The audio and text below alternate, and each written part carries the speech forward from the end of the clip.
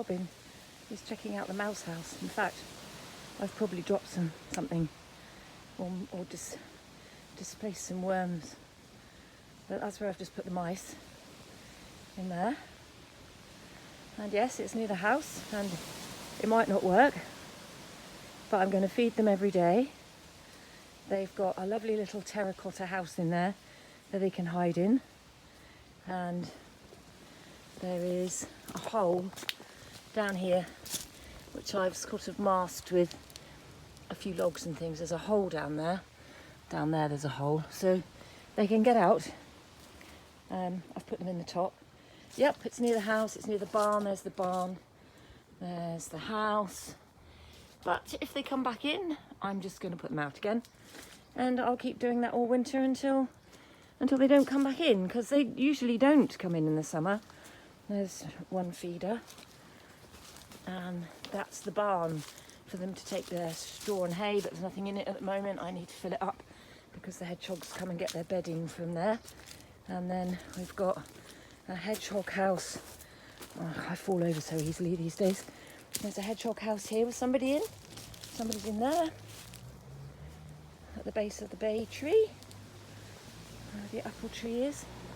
My lovely bay tree. It makes such wonderful noise with the wind in it. I can just stand here and it feels like I'm in a forest. Well, it is like a little mini forest. That's a box tree. Lonicera, one of the Loniceras. And then there's the summer house. Oh, visitor. Hello. Hello. You come to see what I'm doing? You come to see what I'm doing.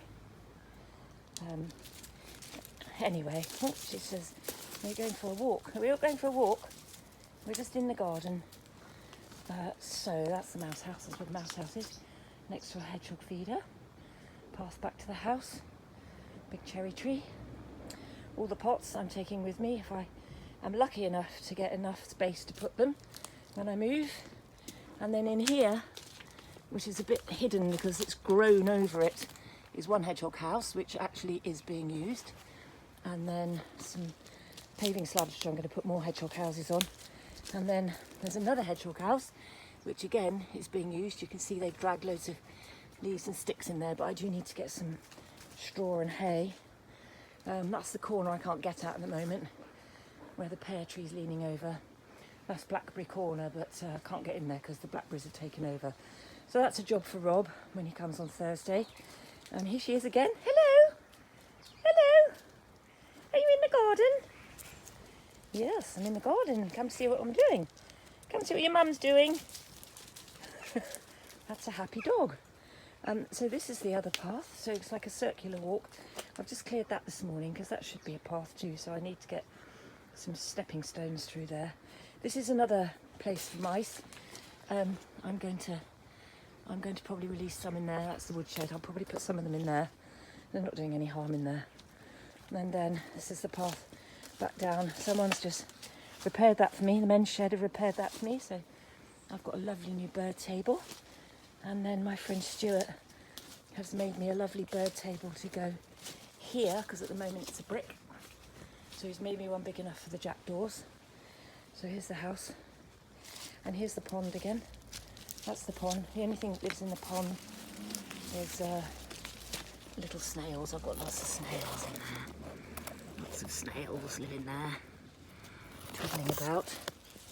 But that's a watering hole for the birds and the hedgehogs if I forget to water them. There's the woodshed again. That's the defunct vegetable bed which I built, which is not going to move because I put those posts in and my posts don't move.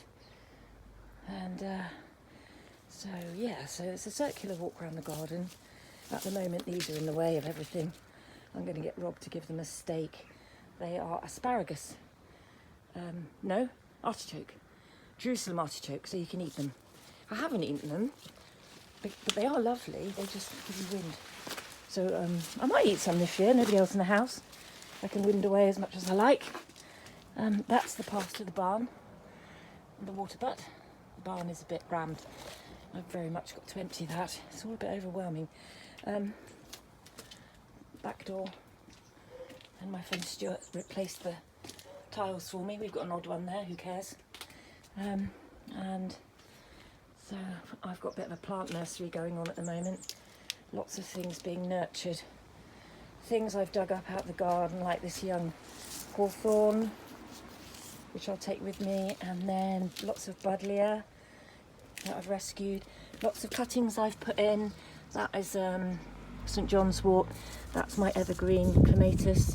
So I've got lots of those. I've got lots of hollyhocks in there first. I've got mint here growing. And then I can't remember what that is. I bought it, that one. And then somewhere there's, oh yeah, here we go. We've got, so the squirrel planted these. So I've got some baby hazel trees, which the squirrel planted. This is not doing very well. I pulled this up on a dog walk. It's not very happy. It's a rose. But it was growing where eventually the road people would clear it out. So I pulled it up, but it's not, it's very unhappy. It should, I mean, it's got lots of water. I might just have to cut it down a bit. It's a wild rose, I think, but like I said, where it was just going to get destroyed. So this is where the mice were, so I've got to reset that tonight. And this is my brand new hedgehog house, which I shall set it up in the garden. I'll get Rob to help me set that up in the garden on Thursday. That's big enough for them to have babies in, because the one I have isn't. So that's it. That's what's going on at the moment. All those tiles are there getting clean, because I'm going to use them for mosaics. And that's the path down to the road. That's that.